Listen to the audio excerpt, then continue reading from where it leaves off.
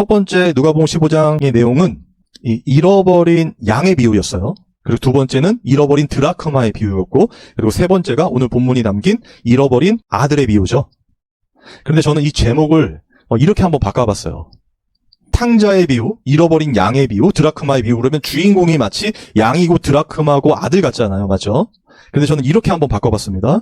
첫 번째 양의 비유는 잃어버린 양을 찾아 기뻐하는 목자의 비유. 그리고 두 번째는 잃어버린 드라크마를 찾아 기뻐하는 주인의 비유, 여인의 비유. 그리고 세 번째는 잃어버린 아들을 찾아 기뻐하는 아버지의 비유. 제 나름대로는 이 제목이 더 정확하지 않나. 이 성경에 기록된 목적과 부합하지 않나 이런 생각을 하게 돼요. 잃어버린 양을 찾아 기뻐하는 목자. 그리고 또 잃어버린 드라크마를 찾아 기뻐하는 여인. 마지막으로 잃어버린 아들을 찾아 기뻐하는 아버지의 비유. 그런데 여기서 이 잃어버린이라는 단어, 이게 오늘 중요합니다. 오늘은 여기에 초점이 맞춰져 있거든요. 잃어버리는 다 들어가잖아요. 또 들어가는 게 있어요. 뭡니까? 기뻐하는 사람, 목자, 그리고 주인, 아버지. 사실 회개도 우리가 물론 하나님 잘못했습니다 하는 스스로 돌이켜서 하나님께로 나아가는 것이 회개라고 알고 있고 또 그것도 회개 맞지만 그건 부분이라고 제가 말씀드렸어요. 진짜 회개는 뭐냐? 하나님이 찾으시는 것, 하나님이 일하시는 것을 회개라고 한단 말이에요. 기억하시죠? 그러니까 양의 비유에서도 어떻게 되었습니까? 잃어버린 양 그 한 마리를 찾아서 어떻게 해요? 주인이, 목자가 어깨에 메고 돌아오죠. 그런데 그거를 천국에서는 회개하는 자, 이렇게 회개하는 자가 99명의 의인보다 더 기뻐하리라 하늘나라에서 이렇게 표현하잖아요. 그러니까 주체가 하나님이시라는 거예요. 이해가 되십니까? 그 사람이라는 거예요. 어떤 양이든 드라크마든 아들이든 찾아서 기뻐하는 것을 회개라고 한단 말이에요.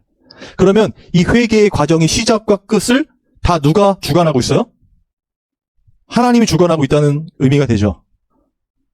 하나님께서 하시지 않으면 회개는 없어요, 여러분. 그건 그냥 고해성사라고 말씀드렸잖아요. 근데 죄를 뉘우친 거지 그것으로는 회개라고 하지 않는단 말입니다. 성경에 죄를 뉘우치고도 지옥 간 자가 있잖아요. 원래 그렇게 태어나서 예수님을 배반할 수밖에 없었던 자. 그래서 예수님도 안타까워했던 그 사람 누굽니까? 예수님의 제자 유다잖아요. 가룟 유다. 회개했습니까? 안 했습니까? 우리가 생각하는 죄의 뉘우침이 있었잖아요. 그 사람이 자결해서 지옥 간 게 아니라 죄를 뉘우쳤어도 하나님께서 주관하시는 그 구원의 역사, 일하심에 들어가지 못했기 때문에 그게 회개가 아닌 거예요, 여러분. 자살했다고 지옥 가는 거 아닙니다. 요즘에는 너무나 많잖아요. 정신병으로, 우울증으로. 그러니까 그 행위 자체도 물론 이제 죄가 되지만 그것으로 가룟 유다를 평가하는 게 아니라 하나님의 구원 계획에서 하나님의 일하심, 잃어버린 자를 찾는 그 회개 안에 없었다는 거예요. 여러분 이것도 나중에 제가 또 설명을 드릴 겁니다. 자세하게. 어쨌든 지금 하나님의 일하심과 그 섭리 안에서 이루어지는 모든 것들이 회개라는 거예요. 다시 표현하면 구원이라는 거죠, 그게. 그리고 그걸 듣는 자들이 누구였습니까? 귀 있는 자들이었잖아요. 그런데 그 귀 있는 자는 요한계시록에 요한이 성령이 교회들에게 하시는 말씀을 듣는 자라는 거예요. 성령께서 깨닫게 해주신 자. 그러면 다시 창세 전으로 돌아가 하나님이 택한 하나님의 백성에게 주시는 하나님의 언약이셨죠. 그죠? 그리고 이스라엘의 그 역사 가운데서 이 에스겔과 예레미야를 통해서 새 영을 너희에게 주고, 기억하십니까? 새 언약이라고 표현하신 그거에 생기를 불어넣으신 그 성령의 메타포된 그 역사가 예수님의 십자가의 죽으심과 부활 이후에 사도행전 1장, 2장에서 성령이 불의 혀같이 내려오잖아요. 그 과정이란 말이에요. 이게 다 즉흥적으로나 혹은 죄를 졌기 때문에 인간이 플랜 B로 만드신 게 아니에요. 그럼 하나님의 신이 아니잖아요. 실수한 거니까. 하나님께서 이미 창세 전에 완성하신 하나님의 뜻이란 말이에요. 그게.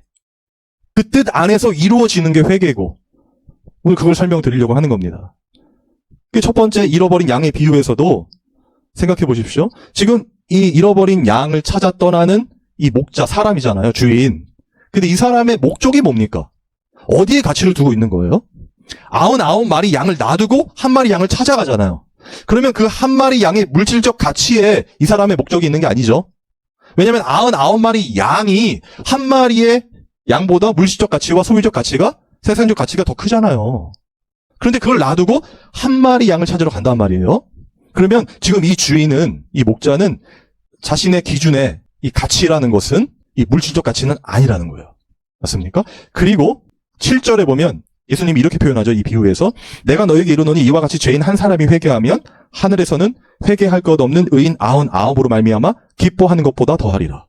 그러니까 이 한 사람, 한 양이 회개하면, 그러니까 잃어버린 걸 찾으시면은 회개할 것 없는 의인 99으로 말미암아 기뻐하는 것보다 더 크다는 거예요. 그러면 지금 이 잃어버린 한 양과 잃어버리지 않고 같이 있었던 그 99마리의 양과의 가치가 거의 동일하다는 거죠. 오히려 더 크다는 거죠. 달리 표현하자면 그걸 물질적 가치로 보는 게 아니라, 이 세상의 관점으로 보는 게 아니라, 하나님께는, 이 목자에게는 한 양이 다 동일하게 소중하다는 거예요. 맞습니까? 그러니까 99마리를 뭉뚱그려서 하나에 예를 들면 무슨 100만 원이다 하면 990만 원, 9,900만 원이고 얘는 100마리이고 이렇게 이 소유적 가치와 물질적 가치로 보는 게 아니라 한 영혼을 소중히 여기시는 하나님의 마음처럼 그게 그 하나가 전부고 본인이 직접 가잖아요. 아니 100마리 양을 키우는 목자라면 종도 있을 것 아닙니까? 종 보고 찾으라면 되잖아요. 아니란 말이에요. 직접 가서 그 하나를 찾는 게 가장 큰 기쁨의 가치라는 거예요. 목자의 가치.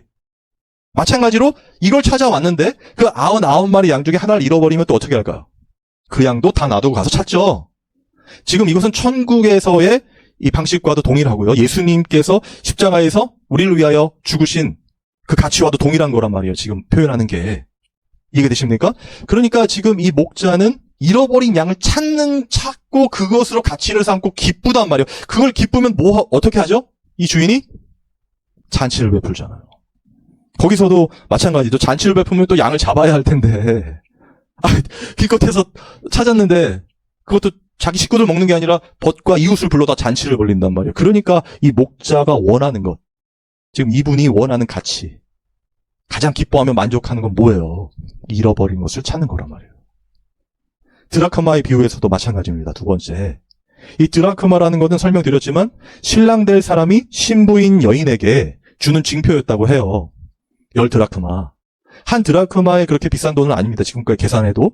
그래서 어쨌든 10드라크마를 주게 되면 이것을 신부될 여인이 신랑이 올 때까지 간직을 하고, 너무나 소중한 언약의 징표잖아요. 그래서 팔찌나 목걸이를 만들어서 간직하고 있었단 말이에요. 매우 중요한 것이죠. 그런데 그 중에 하나를 잃어버렸다는 거예요. 여인이. 그래서 그 주인이 그 하나를 찾으면 또 어떻게 해요? 잔치를 베풀죠. 이웃을 불러다가. 그러면 이 여인에게도 지금 한 드라크마를 세상적 가치와 물질적 가치로 보는 게 아니라 언약의 가치로 보는 거죠. 신랑을 사랑하는 그 언약의 가치로 본단 말이에요. 그리고 그게 10개가 돼야 완성이 되죠. 10개가 돼서 하나가 되잖아요. 여러분, 모든 성경은요, 하나님의 언약이 이루어지는 겁니다. 기억하십니까? 점진적으로 이 구약부터 신약까지 지금에 이르기까지 모든 것이 하나님의 언약의 완성으로 이루어지는 거예요. 예수님이 이루신 언약의 완성이 아직은 우리가 살고 있으니까 하나님의 나라로 하나가 될 때까지 그게 점진적으로 드러나는 거라고 했잖아요. 좀 어렵지만 잘 기억해 두셔야 됩니다. 그러니까 우리 지금 이 삶을 살고 있어도요, 하나님의 언약의 관점에서 지금 그 언약을 이루면서 살고 있는 거예요, 여러분. 그냥 사는 게 아닙니다. 우리 안에 진짜 성령이 계시다면요. 나중에 설명하겠지만 하나님의 나라를 온전히 이루시기 원하셔서 지금 각자의 위치에서 존재하는 거예요. 지금 제가 이렇게 이 개척을 한 것처럼요. 그리고 하나님의 말씀을 선포하고 있잖아요. 그러면 이 선포는 또 저희 교회가 온라인 설교, 온라인 교회거든요. 그러니까 누군가에게 들어야 할 누군가에게 전달이 될 것이고, 그분은 반드시 하나님의 성령이 교회들에게 하시는 말씀이니까 듣게 될 거 아닙니까? 그리고 거기에서 하나님이 원하시는 뜻을 이루어드리고, 이제 오늘처럼 잃어버린 누군가를 찾는 하나님의 그 큰 기쁨과 잔치를 배설하시는 기쁨, 그 가치를 누리게 된단 말이에요. 그게 우리의 목적이에요. 결론적으로는 우리 교회가 세워진 목적이기도 하고, 성령이 교회들에 하시는 말씀이 전달되고 그걸 들어 하나님 앞에 나와 제가 매번 강조한다고 말씀드렸습니다. 요한계시록의 말씀, 구원하심이 보좌에 앉으신 우리 하나님과 어린 양께 있도다. 이 고백을 위해 달려가는 거거든요, 저희가. 그러니까 이런 언약이 지금 이루어지는 관점에서 이 10드라크마를 소중히 여기는 이 여인도 그 하나를 잃어버린 걸 직접 찾아서, 그죠? 그 열이 하나가 되는 언약, 그걸 이룰 수 있는 그 순간이 되니까 너무나 기쁜 나머지 이웃을 불러다가 잔치를 배설한단 말이에요. 그리고 예수님은 이 세 번째 잃어버린 아들의 비유, 기뻐하는 아버지의 그 비유에서 그게 무엇을 의미하는지를 설명하는 거예요. 양으로 표현된 잃어버린 양을 찾는 거, 그죠? 그리고 드라크마를 찾는 거, 언약을 이루는 거, 하나가 되는 거, 그죠? 그건 뭐냐? 그건 바로 잃어버린 자를 찾는 거야. 내 자녀. 그럼 전제가 있죠. 잃어버린 자녀, 아들이면 이미 아들이죠? 맞습니까? 이미 하나님의 택한 자들이죠? 이해가 되세요? 하나님이 창세전에 택한 당신의 백성들, 당신의 자녀들을 찾아가시는 거란 말이에요. 무엇이? 구원이요. 그리고 그게 회개라는 거예요. 하나님의 이 언약 안에 있는 아버지의 재산을 미리 상속받아 아들이 자신의 삶을 살죠. 그런데 그 상속을 받는다는 의미 자체가 아버지를 어떻게 하는 거라고 그랬어요? 죽이는 거랑 마찬가지라는 의미잖아요. 아버지는 필요 없다는 거잖아요. 내 삶의 주인은 나라는 거잖아요. 나도 아버지처럼 내 마음대로 살아볼게 하는 거죠. 그러면 여러분 기본적으로 떠오르는 이 이미지가 있어야 하고 또 성경에서 무엇을 말하는지와 이렇게 어떤 오버랩되는 그런 장면들이 있으셔야 돼요. 어디와 연결될까요? 아담과 하와와 연결되죠. 아담이 그 뱀의 유혹으로 선악과를 따먹을 때 어떤 마음이었어요? 내가 내 삶의 주인이죠. 하나님처럼 되고 싶어 따먹었죠. 아버지의 재산, 그걸 상속받아서 나도 아버지가 주인이 아니라 아버지처럼 아버지가 존재하는 거 내 삶에 내가 내 삶의 주인으로 살아가기 위해서 그걸 한 행위잖아요. 아버지를 죽이는 행위란 말이에요. 아담도 마찬가지입니다. 하나님처럼 된다는 건 내 위에 누가 있으면 안 되잖아요. 맞습니까? 그래서 아버지를 어떻게 해요? 하나님을 어떻게 해요? 죽이는 거와 마찬가지죠? 실제로 이 모습이 이스라엘 백성들이 예수님을 죽이는 그 사건에서 드러나는 겁니다, 여러분. 예수님을 하나님이잖아요. 어떻게 해요? 죽이죠. 왜요? 내 삶의 주인이 나기 때문에. 여러분, 이런 사건들이 이렇게 연결이 돼야 돼요. 그래야 하나님께서 우리를 구원하신 이 은혜가 얼마나 큰지를 알게 되는 거죠. 왜? 우리는 그렇게 예수님을 현저히 못 박는 자들이니까. 아버지를, 하나님의 자리에 둘 수 없는 거잖아요. 내가 하나님의 자리에 가야 되잖아요. 내 삶의 주인이 나라는 것을 관철시키기 위해 살아가는 게 우리 이 죄인들 모습이란 말이에요. 숨길 수가 없습니다, 그거를. 그런데 진짜 주인이 오니까 이스라엘 백성들이 어떻게 해요? 못 견디고 죽여버리죠? 여러분, 그 모습이 여기 담겨 있는 거예요. 그러니까 아버지의 재산을 미리 상속받아 자신의 뜻대로 살다가 탕진해버리죠. 그런데 전제가 되는 건 이미 그런 상속을 받겠다고 말하는 순간에 이미 율법 때문에 부모를 공경하라는 율법을 어긴 거잖아요, 이미. 돌 맞아 죽었어야 되죠? 그때는 돌로 쳐 죽였으니까. 그런 결정도 사실 했다고 해도 아버지가 이미 나가다가 사람들이 알고 다 죽여야 돼요. 근데 지금 아버지가 그걸 알고 있는 상황 아니겠습니까? 그런데 그대로 내어두죠. 여러분, 아담과 하와가 선악과 따먹을 때 하나님이 미리 막을 수 있었어요, 없었어요? 있었잖아요. 야야야, 그거 따먹지 말라고 했잖아. 멈춰. 그럼 지옥 가. 너네 죽는 거야. 할 수 있었죠. 그런데 어떻게 됩니까? 그렇게 하도록 허락하시죠? 왜 그렇게 하셨습니까? 하나님께서는요, 그 예수 그리스도의 그 놀라우신 구원의 은혜, 대속의 은혜를 갑자기 결정하신 게 아니라는 걸 설명하는 거죠, 첫 번째. 피조물인 아담이 하나님의 형상대로 만들어졌어도 하나님처럼 될 수 없는 거죠? 죄를 질 수밖에 없는 피조물이라는 걸 보여주시는 거란 말이에요. 그리고 그 모습들이 성경에 기록된 그 역사적으로 아브라함의 죄, 그죠? 쭉 이어지면서 이스라엘 전체의 죄가 나타나죠? 심지어는 하나님 마음에 합한 다윗의 죄도 드러나잖아요. 계속해서 우리 피조물은 어쩔 수 없이 죄를 질 수밖에 없는 죄인형의 괴수임을 보여주시는 거란 말이에요. 하나님의 사람으로 하나님의 아들이야 일컬음을 받을 수 없는 죄인이라는 걸 보여주는 거란 말이에요. 이 성경에 기록된 모든 것들이. 그리고 예수님의 비유도 마찬가지입니다. 너네들은 나를 도무지 믿지 아니하는도다라고 말한다고 하잖아요. 요한복음에서. 그렇게 예수님을 믿겠다고 찾아오고 막 제자가 되겠다고 하나님의 일이 무엇입니까 했던 그 모든 자들이 예수님을 왕으로 만들려고 했지만 예수님은 뭐라고 하셨습니까? 너희는 나를 도무지 믿지 아니하는도다. 그러면서 요한복음 17장에 뭐라고 하셨습니까? 기도하시면서 하나님이 맡겨주신 자들만 나는 살릴 거야. 그런데 반드시 찾아낼 거야. 살릴 거야. 구원할 거야. 그거 아닙니까? 그러니까 하나님의 그 구원 계획 안에 아담도 존재하고 아담으로부터 예수 그리스도의 계보와 지금 이 시대의 하나님의 사람들인 그 영적 이스라엘이라는 우리들에게 피조물인 너희는 절대로 스스로 하나님을 알 수 없고 하나님의 택한 하나님의 사람들만이 성령이 교회들이 하시는 말씀을 들을 수 있다는 것을 설명하는 거란 말이에요.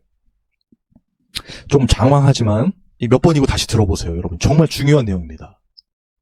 그러니까 오늘 본문의 예수님의 이 세 번째 비유에서도 마찬가지라는 거예요. 그 아버지란 사람은 다 이렇게 될 줄 알고 계신 거죠. 그 아들이 그 돈을 가지고 자신이 자신의 삶의 주인인 것처럼 살면 결국에는 그렇게 죽을 수밖에 돼지 쥐업 열매를 먹을 수밖에 없는 인생이다 라는 걸 보여주는 거란 말이에요.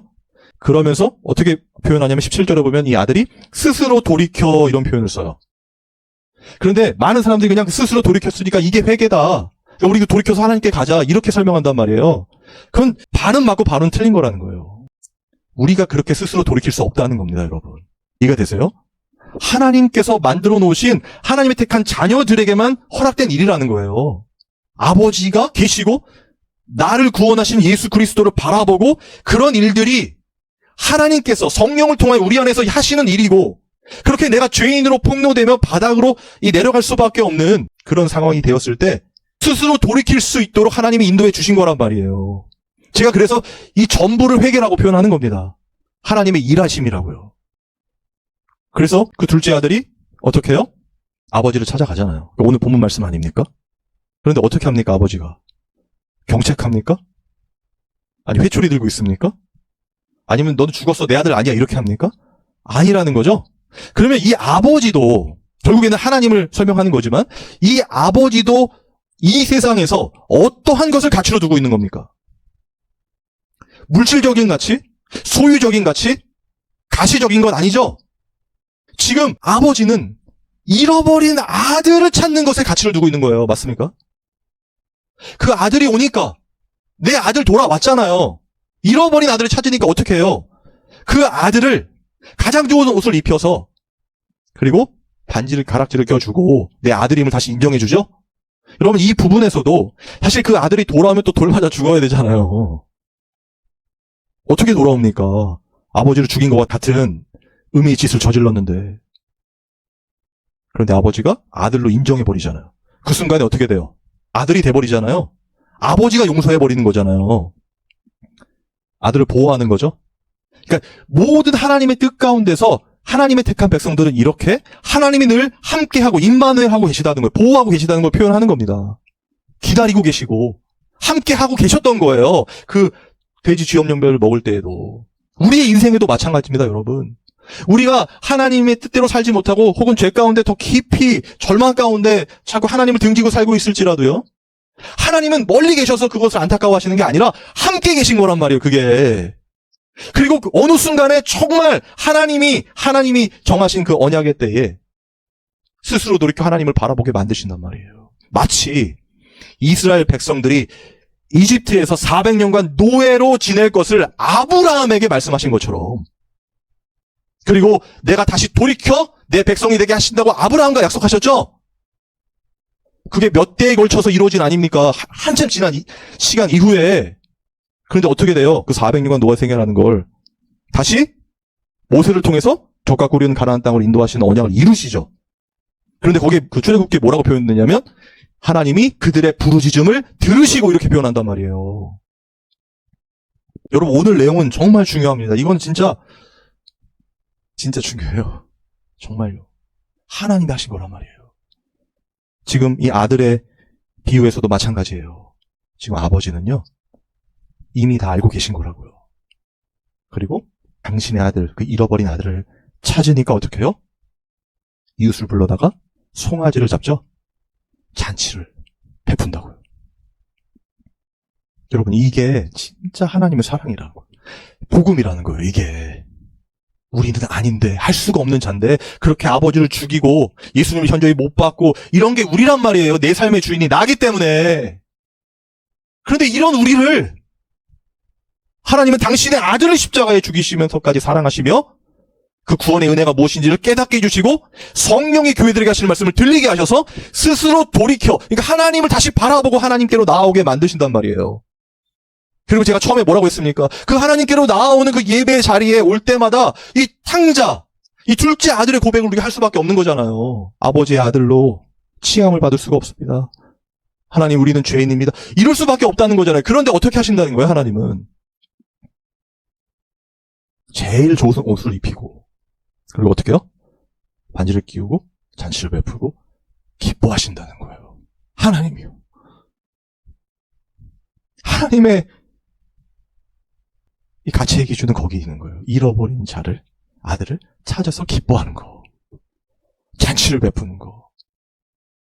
큰 교회를 만들고 사람들 많이 모아다가 무슨 전도 집회를 하고 이런 게 아니라, 물론 중요하지만, 한 영혼, 하나님이 잃어버린 그 한 영혼, 하나님의 택한 그 영혼이 돌아오는 것, 하나님이 그를 찾을 때, 그 기쁨이 하나님의 가치라는 거예요.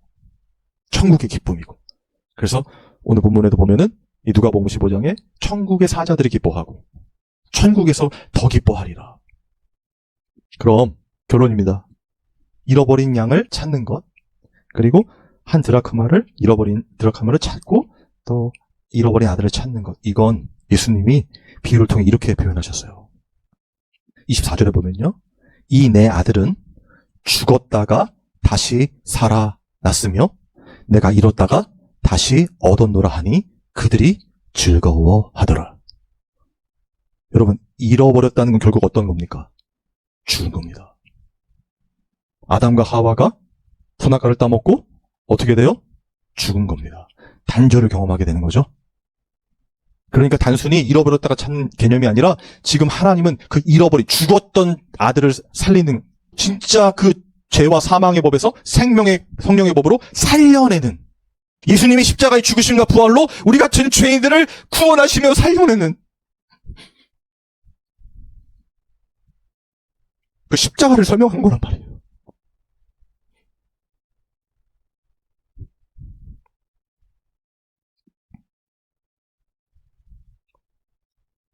그래서 모든 하나님의 백성들에게 우리 하나님은 이렇게 말씀하시는 거예요. 내 아들은 너는 죽었다가 다시 살아났으며 내가 잃었다가 다시 얻었노라. 여러분, 이 말씀이 오늘 이 예배를 참여한 모든 분들의 귓가에 들리기를 바랍니다. 성령이 지금도 교회들에게 하시는 말씀이에요. 우리 하나님은 다른 걸로 영광받고 기뻐하고 이런 분이 아니라 잃어버린 아들을 찾으면 죽었다가 살아난 그 아들 때문에 기뻐하는 거예요. 죽었다가 살아난 첫 열배 첫 번째 아들 누굽니까? 예수 그리스도잖아요. 우리가 그 예수님 안에서 죽었다가 살아 나는 이 놀라운 구원의 은혜, 여러분, 이 은혜가 여러분의 인생에 정말 절절히 느껴지기를 바랍니다. 이게 예수님이 비유로 말씀하신 이유이며 이 누가복음 15장에 담긴 하나님의 사랑이고 뜻이에요. 이런 은혜가 정말 여러분의 삶에 넘쳐 흐르기를 주님의 이름으로 소망합니다. 우리 찬양하고 기도하겠습니다.